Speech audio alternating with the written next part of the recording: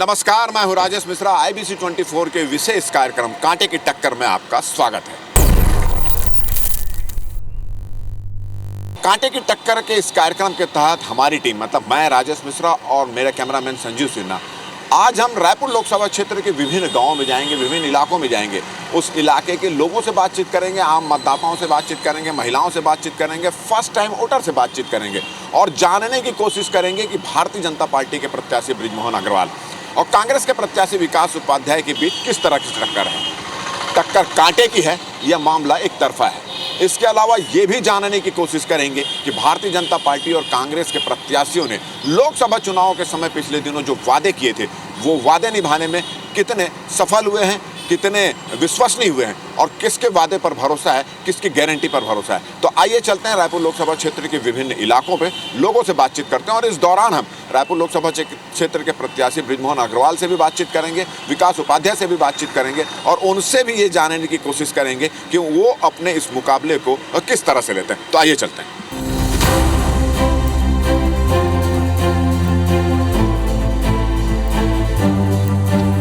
हमारी टीम पहुंच चुकी है रायपुर लोकसभा क्षेत्र के अभनपुर विधानसभा क्षेत्र के ऊपरवाड़ा गांव में और आप देख रहे हैं कि अभी कुछ देर पहले ही रायपुर लोकसभा क्षेत्र के जो कांग्रेस के प्रत्याशी हैं विकास उपाध्याय और यहाँ के जो पूर्व विधायक हैं वो धनेन्द्र साहू के साथ ऊपरवाड़ा यहाँ पर पहुँचे हैं। लोगों से उन्होंने मुलाकात की और मुलाकात के बाद ये जो मंदिर है वहाँ पर दर्शन किया और चूँकि अभी शादी का सीज़न चल रहा है और शादी के सीज़न के समय जो है नेता अगर मौका मिल रहा है तो जा रहे हैं। आज ये देख रहे हैं कि धीवर परिवार के यहाँ पर शादी ऊपरवाड़ा गाँव में और यहाँ का निमंत्रण धनेन्द्र साहू और विकास उपाध्याय को मिला था। तो आप देख रहे हैं कि प्रचार के साथ साथ शादी समारोह में भी वो शामिल हुए हैं और आप देख रहे हैं कि ये बाकायदा दूल्हा दुल्हन से मिलकर उनसे बातचीत कर रहे हैं। तो ये भी इस तरह से प्रचार प्रसार भी यहाँ पर चल रहा है। तो ये स्थिति बनी हुई है क्योंकि चुनाव होने वाले हैं और उसके लिए जो प्रचार जो है एकदम अभी पूरी तरह से शबाब में है और जो नेता हैं वो प्रचार का कोई भी मौका अभी अपने हाथ से जाने नहीं दे रहे हैं और गांव-गांव में घूम रहे हैं। अगर कोई आयोजन हो रहा है, चाहे शादी समारोह हो रहा है, कुछ भी हो रहा है तो वहां जाकर वो इस मौके का फ़ायदा उठा रहे हैं, लोग से मिल रहे हैं। तो हमें ऊपरवाड़ा गांव में इस प्रचार के दौरान प्रत्याशी से भी बात करेंगे और यहाँ के लोगों से भी बातचीत करेंगे। तो देख रहे हैं कि यहाँ पे एक छोटी सी नुक्कड़ सभा टाइप की यहाँ पे रखी गई है और आप देख रहे हैं कि विकास उपाध्याय के साथ साथ यहाँ के जो विधायक धनेन्द्र साहू भी हैं और तमाम जो है इस इलाके के जितने कांग्रेसी नेता यहाँ पे भी मौजूद हैं और परंपरागत ढंग से जो प्रत्याशी उनका यहाँ पर स्वागत भी किया जा रहा है।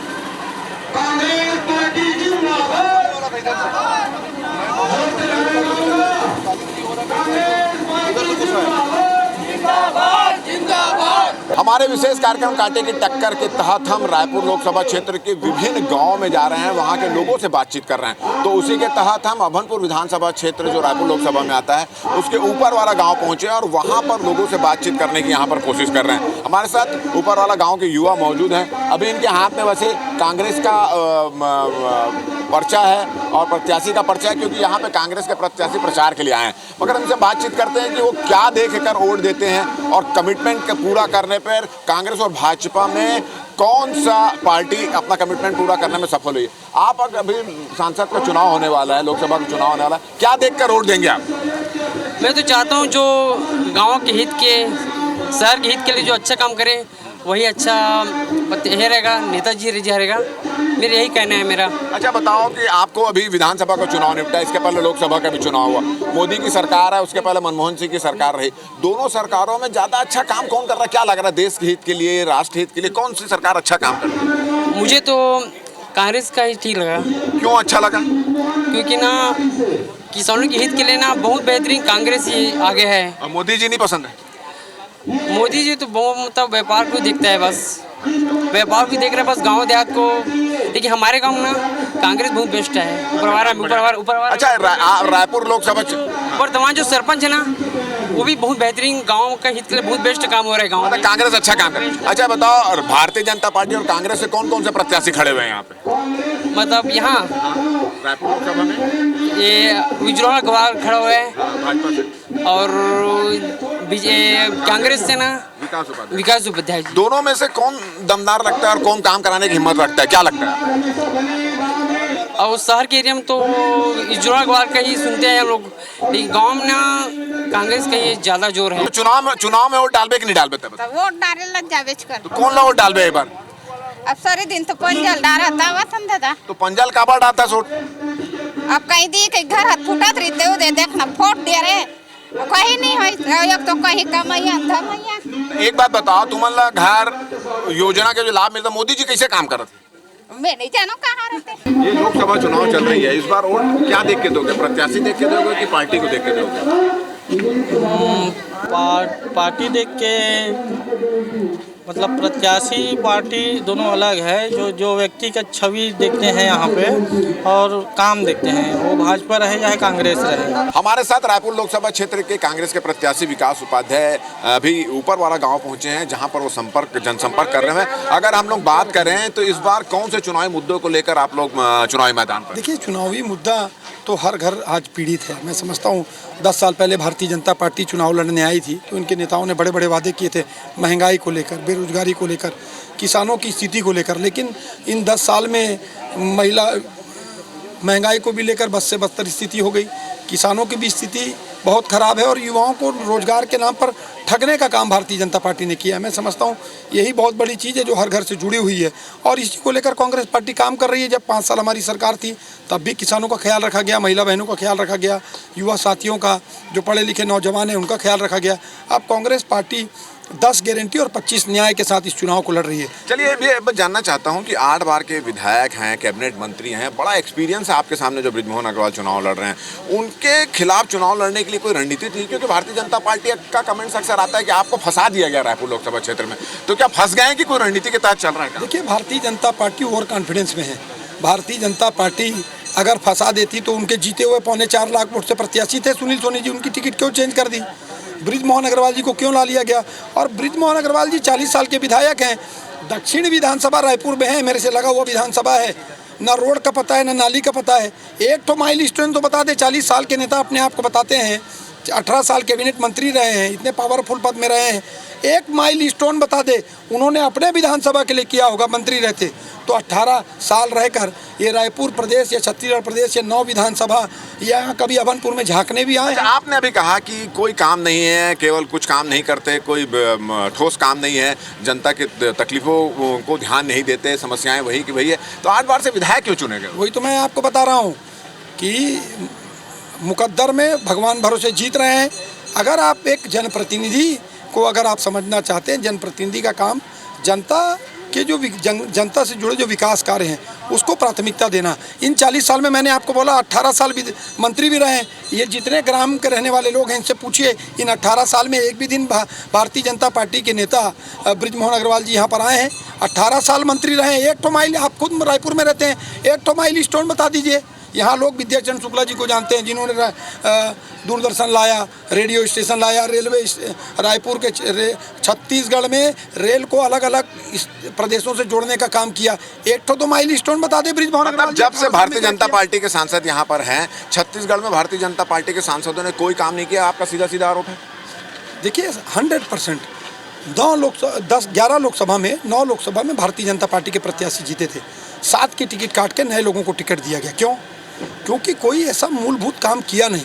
एक सांसद क्या होता है, सांसद कैसे लोगों के बीच में जाकर प्रचार करता है और बाद में उनका कैसे काम करता है, वो तो अभी लोगों को पता चल रहा है।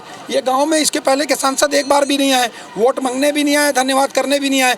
अब बृजमोहन अग्रवाल जी इसलिए आ रहे हैं क्योंकि हम गाँव-गाँव जा रहे हैं। कांग्रेस पार्टी गांव-गांव जा रहा है, गली-गली, मोहल्ले-मोहल्ले जा रहा है, इसलिए भारतीय जनता पार्टी के नेता वोट मांगने आ रहे हैं। बैनर और पोस्टर और झंडा में है, लोगों के बीच में नहीं है। आपके जो प्रतिद्वंदी हैं बृजमोहन अग्रवाल, उनका कहना है कि मैं चुनाव लड़ने के लिए नहीं जीत रहा हूँ, जीतने के लिए नहीं जीत रहा हूँ, मैं तो रिकॉर्ड बनाने के लिए जीत रहा हूँ। देश में सर्वाधिक रिकॉर्ड बनाने की तैयारी कर रहे हैं।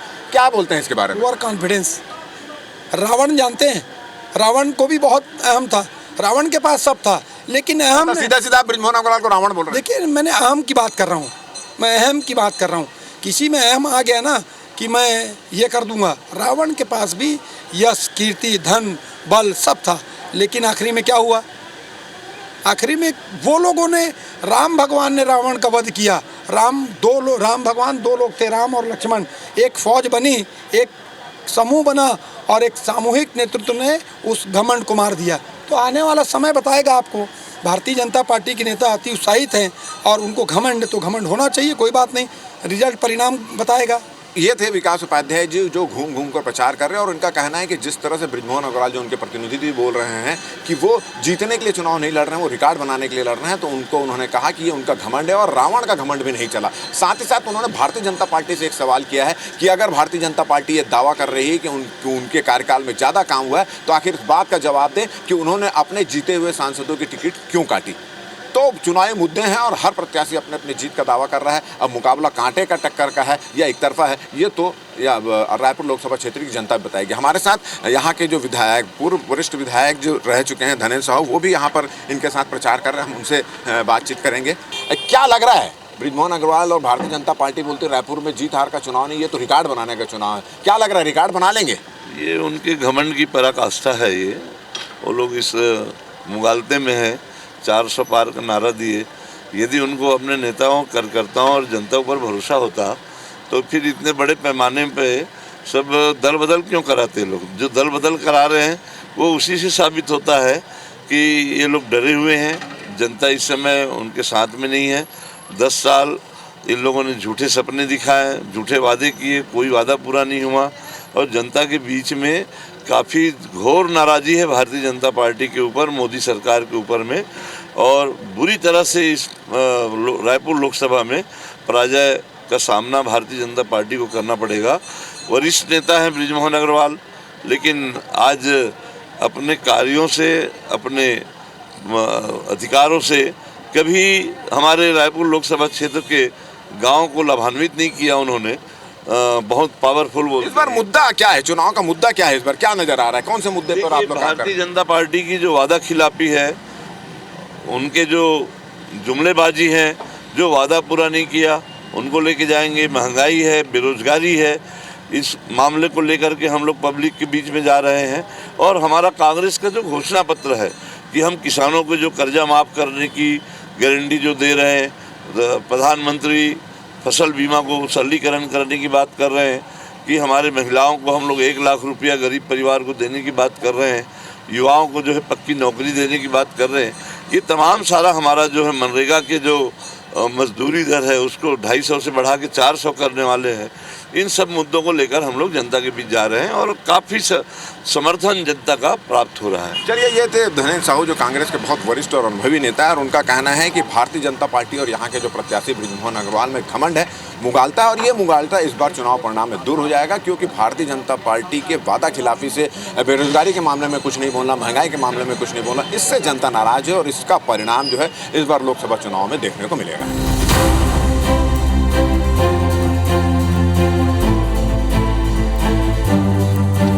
हमारे साथ रायपुर लोकसभा के प्रत्याशी बृजमोहन अग्रवाल यहाँ पे मौजूद हैं। अगर इस चुनाव की बात करें तो मुद्दा कौन कौन से इस चुनाव? ये मुद्दे हैं मोदी जी को तीसरी बार प्रधानमंत्री बनाना, भारत को विकसित भारत बनाना, छत्तीसगढ़ को विकसित छत्तीसगढ़ बनाना और कांग्रेस के झूठे लबारी मारने वाले जितने में मुद्दे हैं उनको बेनकाब करना और छत्तीसगढ़ की जनता को फिर से विकास के रास्ते पर ले जाना। लोग बोल रहे हैं आप जीतने के लिए चुनाव नहीं लड़ रहे हैं, रिकॉर्ड बनाने के लिए चुनाव लड़ रहे हैं, इस तरह की बात कांग्रेसी बोल। देखिए, कांग्रेसी कुछ भी बोले, परंतु हम ये मानते हैं कि रायपुर लोकसभा की जनता ने, छत्तीसगढ़ की जनता ने तय कर लिया कि 11 की 11 सीटें बीजेपी को जिताएगी और रायपुर में रिकॉर्ड बनाएगी। देखिए, एक आरोप आप लोगों के ऊपर ये भी लग रहा है कि सांसद निष्क्रिय थे और यही वजह है कि सभी सांसदों की टिकट बदल दी गई, नए लोगों को मौका दिया गया। इस पर क्या कहना? अब कांग्रेसी तो कुछ भी आरोप लगाते रहेंगे। बीजेपी जनता की सेवा करने के लिए और जीतकर जनता के बीच में जाने के लिए चुनाव लड़ती है और उसी के लिए चुनाव लड़ रही है। चलिए, तो आपने सुना, ये थे बृजमोहन अग्रवाल और आज जो है रायपुर लोकसभा के जो रायपुर पश्चिम का इलाका है वहाँ पर ये इनकी रैली निकली है और आप देख रहे हैं कि काफ़ी संख्या में लोग यहाँ पर मौजूद हैं और इनका कहना है कि कांग्रेस केवल आरोप लगा रही है और भारतीय जनता पार्टी जीत की ओर अग्रसर है। जो उनका लक्ष्य है 11 की 11 सीट जीतने का, वही सीट लेकर आए हैं और मुद्दों के किसी प्रकार की कोई कमी नहीं है। वो एक बार फिर से मोदी की गारंटी को लेकर आए हैं और मोदी की गारंटी पर लोगों को भरोसा है और यही भरोसे से वो दावा कर रहे हैं कि छत्तीसगढ़ में 11 की 11 सीटों का लक्ष्य भारतीय जनता पार्टी प्राप्त करेगी। रायपुर लोकसभा के चुनाव के लिए प्रचार जो है युद्ध स्तर पर चल रहा है। भारतीय जनता पार्टी और कांग्रेस दोनों के ही कार्यकर्ता जो हैं युद्ध स्तर पर प्रचार पर लगे हुए हैं। वहीं आप देख रहे हैं कि भारतीय जनता पार्टी के जो विधायक, पूर्व विधायक, वो भी मिलकर यहाँ पर प्रचार प्रसार में लगे। अभी हम रायपुर लोकसभा क्षेत्र के नीलजा गाँव जो है, रायपुर राजधानी से लगा हुआ जो गाँव है, वहाँ पर मौजूद हैं। अनुज शर्मा जो झरसीवा के विधायक, वो हमारे साथ यहाँ मौजूद हैं। क्या तैयारी चल रही है अगर मुकाबले की बात करें? जैसे चर्चा इस बात की है कि आप लोग जीत के नहीं, रिकॉर्ड के लिए लड़ रहे हैं, इस तरह की बात है, और कांग्रेस इसको बोल रही है कि आप लोग ओवर कॉन्फिडेंस में हो। ये रिजल्ट बताएगा काहे का चुनाव? नहीं, ओवर कॉन्फिडेंस में तो कांग्रेस थी, इसलिए अब की बार 75 पार ना आर ना पार, धारे धार चले गए। हमारी बारी आई है और हम लोगों को पता है कि ज़मीन पे किस तरह से काम करते हैं। और भारतीय जनता पार्टी के जब प्रत्याशी भी घोषित नहीं हुए थे, हमारे कार्यकर्ता काम में जुट चुके थे।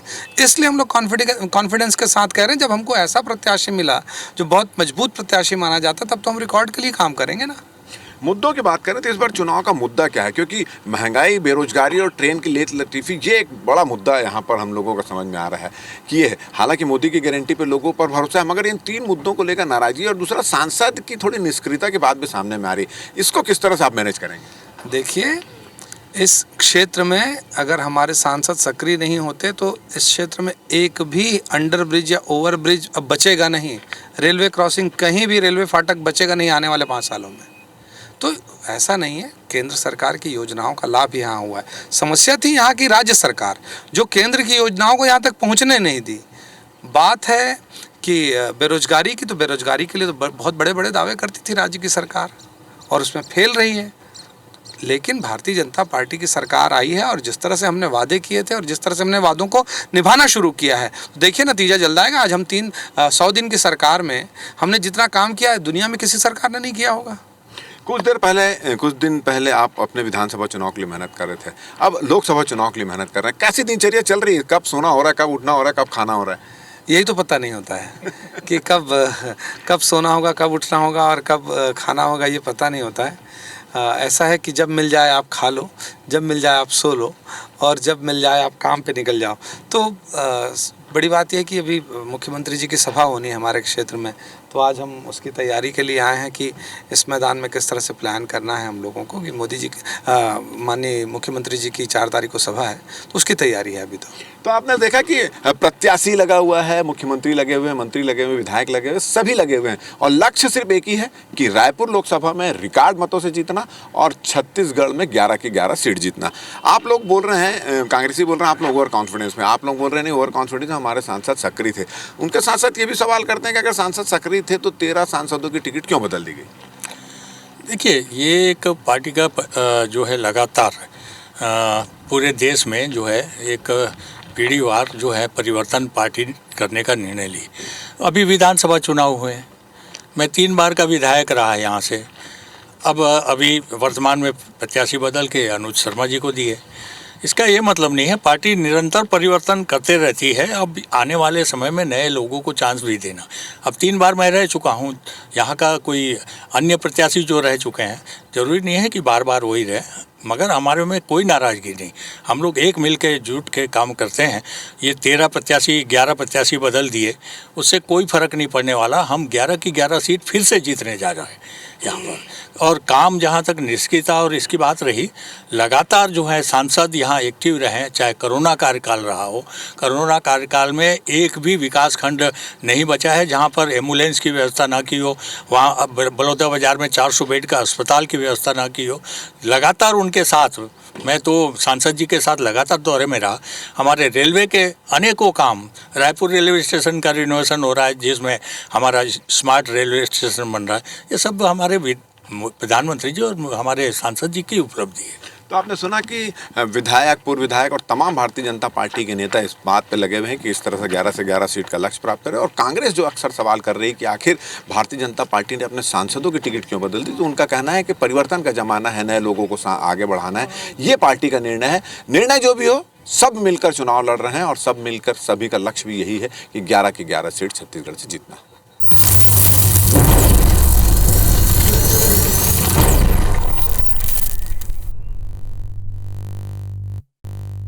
अभी लोकसभा का चुनाव चल रहा है जी, यहाँ पर होने वाले भाजपा और कांग्रेस से कौन खड़ा हुआ है चुनाव में? अभी तो इधर भाजपा से ब्रिजमोहन अग्रवाल खड़ा है।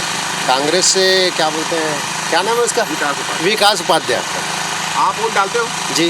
क्या देख के वोट डालते हो? पार्टी देख के वोट डालते हो कि काम देख के वोट डालते हो? काम देख के वोट डालते तो हो। अभी काम कौन सा, किसका काम अच्छा लग अभी रहा है? बीजेपी काम बढ़िया चल रहा है। बढ़िया चल रहा है। क्यों, क्या काम अच्छा चल रहा है? अब उसका भी हर काम बढ़िया चल रहा है, जैसे चावल दे रहे हैं, रोजगार गारंटी दे रहे हैं, है ना, बाकी सब अच्छा ही लग रहा है उसका काम। अच्छा लग रहा है जी। और कांग्रेस का?